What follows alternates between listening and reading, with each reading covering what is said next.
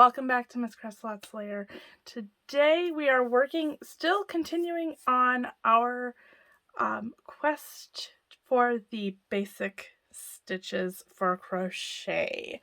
So today we are here for the treble crochet, and this is going to be a taller stitch. It's not the tallest. We have one more tall stitch to do, so it's not the tallest stitch, but it is a pretty good hefty length of a stitch. This is definitely not a stitch that I would recommend doing for a child's blanket or anything to do with a child, because they're gonna get their finger caught in it. But it is a very useful stitch to know, especially when you're working on my cables.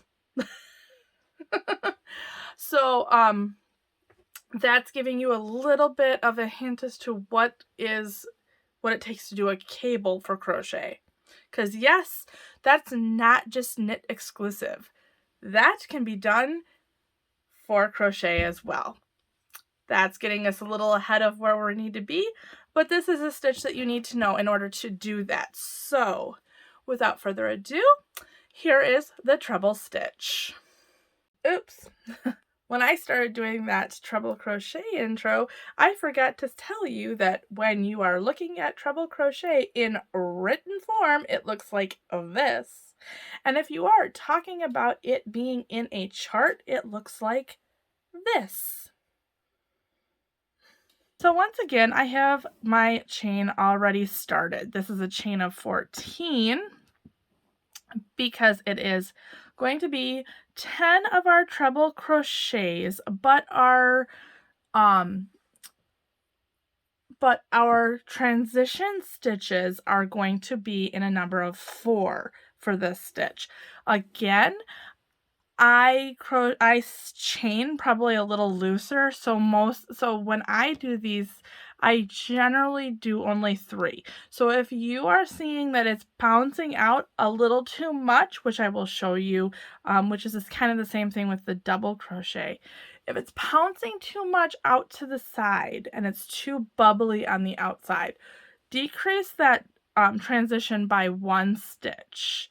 And so your chain would actually be 3, because that might take care of that problem for you. Now, in order to work the treble, what you're going to want to do is actually start wrapping, because you're going to go into the 5th, right? Yeah, 5th chain from the hook. And you're going to wrap your hook, or yarn over twice. So you're going to have 3 loops on your hook. So 1, 2, 3 loops are sitting on your hook. And you are going to go into the 5th chain from your hook. Yarn over and draw through 1. So now you have a total of 4 chains, or 4 loops on your hook. See that? Now you're going to have to yarn over and draw through 2. This is what I'm saying is in double crochet, I was saying that it's going to mainly be draw through 2 at a time. This is it. Yarn over, draw through 2, yarn over, draw through 2. And look at how tall that stitch is. Like, honestly, and with using the H, it's over an inch tall. So we're going to work this across. So we're going to go wrap our yarn over twice. In the next hook, or next chain there, we're going to put our hook in there. And we're going to drop a loop, just like that. So we've got 4 loops on our hook. Yarn over, draw through 2, yarn over, draw through 2, yarn over, and draw through those last 2. Check out that stitch. Yarn over twice, go through that chain, drop a loop, yarn over, through 2 loops, yarn over, draw through 2 loops, yarn over, and draw that through the last 2 loops.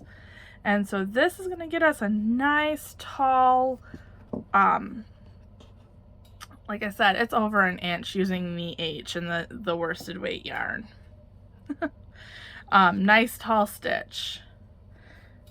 Good if you're wanting to make something fast.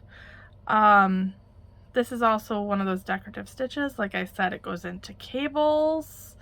It's going to come in handy for, yes, it's, if you don't mind fingers and toes getting stuck in there, because that's a pretty good loop in there. This can be used for things that you want to make in a hurry or want to have more lacy. It's also used quite a bit in granny squares, I've noticed, as a transition. A lot of times in the corners, or saying that it is such a tall stitch, it can be used to pop up in the like valleys, I'll put it, in the for the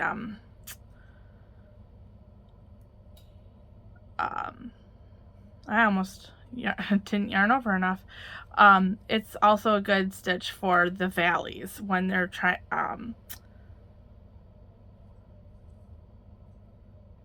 oh, maybe I did mess up.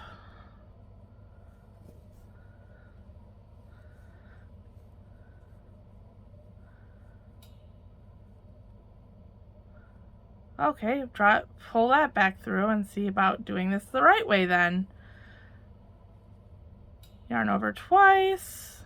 I was so used to doing the double crochet that I messed up. So I had to frog a little ways. And that is your another learning for you. That is the frog, because you have to rip it out. So when anyone says that they had to frog a project, that means that they had to rip back to a to where they messed up. So I just made like a frog and had to rip it. But that's okay, because you can see that even somebody who has been crocheting as long as I have still can make a mistake. All right, so we're at the end of that row. We've got 10 treble crochets. So we're gonna go ahead and we're gonna chain 4. So 1, 2, 3, 4. Turn our work, yarn over twice, and go through. We're gonna make like that was not our first stitch. And so that also helps with some of that bump. I will show that here to you. As usual, we're going through both of those top loops.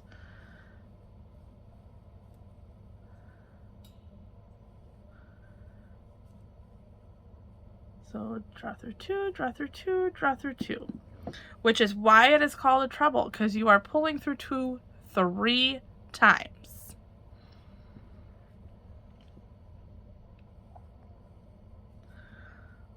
One, 2, 3. Yarn over twice into that stitch, pulling up a stitch, the yarn. Gotta pull some more from my skein. Yarn over through 2, yarn over through 2, yarn over through 2 one last time. 2. So you're also starting off with treble stitches on your hook. Yarn over, draw through, draw 1, yarn over, draw through 2, yarn over, draw through 2 more, yarn over, draw through 2. All right.